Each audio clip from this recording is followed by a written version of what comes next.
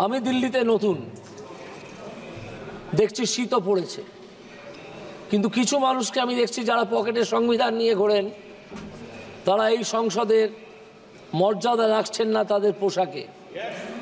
কাউকে আমি এখনো পর্যন্ত দেখছি না এখানে টি শার্ট পরে এসে তার বাইসেপস বা ট্রাইসেপস দেখাচ্ছেন। বাইসেপস বা ট্রাইসেপস দেখিয়ে কাউকে শঙ্কিত করা যাবে না। সপ্তম শিডিউলে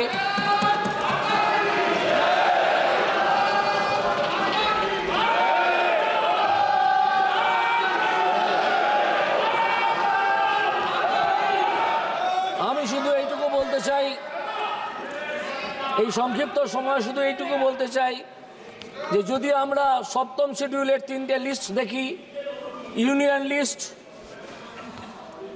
স্টেট লিস্ট এবং কম্বাইন্ড লিস্ট, কনকারেন্ট লিস্ট, তাহলে আমরা দেখব ইউনিয়ন লিস্টে আছে 97টা বিষয়,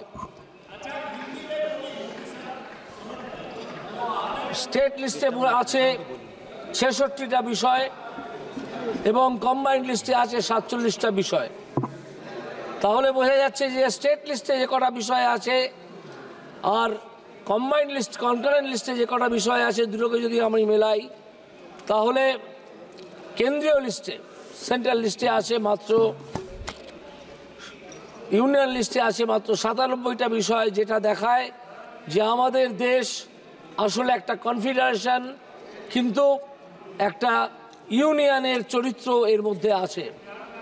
এই ইউনিটারি ইউনিয়ন দেখিয়ে দেবার একটা কদর্য প্রথাও আছে, সেটা হচ্ছে 356 ধারা। এই 356 ধারায় একটা রাজ্য সরকারকে ফেলে দেওয়া যায় কনস্টিটিউশনের এই প্রভিশনটাকে ব্যবহার করে। আগে তো যেতই, এখন একটু কম যায় এসআর বোমাইয়ের মামলার সুপ্রিম কোর্টের রায়ের পরে। আগে যেটা যেত, সেখান থেকে আমি দেখছিলাম তৈরি হওয়ার সময় যে প্রথম যে 4টে 356 ধারার প্রয়োগ হয়েছিল 4টে রাজ্যে, তার মধ্যে 3টে হয়েছিল কংগ্রেস করেছিল, 3টে করেছিল কংগ্রেস, 50টা করেছিলেন মিসেস ইন্দিরা গান্ধী, 12টা করেছিলেন মনমোহন সিং, 11টা করেছিলেন নরসিমহা রাও।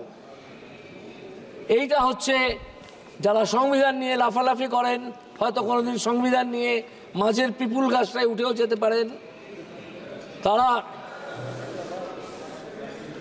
জেনে রাখবেন যে সংবিধান নিয়ে লাফালাফি করলেও সংবিধানকে, তার ফেডারেল ক্যারেক্টারকে ধ্বংস করছেন আপনারা। আমি এই বলে আমার বক্তব্য শেষ করব। সবাইকে প্রণাম জানিয়ে।